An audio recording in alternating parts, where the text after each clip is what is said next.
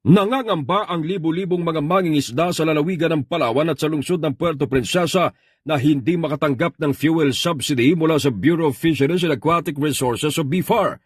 Ayon kay BFAR Regional Director Roberto Abrera, sa mahigit 100,000 na mga fisher folks sa lungsod ng Puerto Princesa at lalawigan ng Palawan, 20,000 dito ang mga mangingisdang gumagamit ng bangkang dimotor. Dagdag ng opisyal, 3,000 lamang sa mga ito ang mabibigyan ng fuel subsidy dahil karamihan sa kanila ay hindi rehistrado sa Registry System on Basic Sector in Agriculture o RSBSA. Pero ayon kay Abrera, maaari pa naman silang mabigyan ng ayuda ngunit hindi na fuel subsidy kundi mga gamit na lamang sa pangingisda.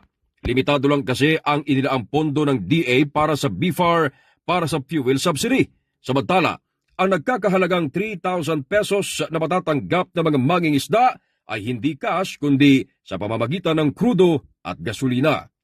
Ito si K5 Ray Almudal para sa impilang Kampiyon sa Balita, Serbisyo Publiko at Kasiyahan sa Palawan, K5 News FM.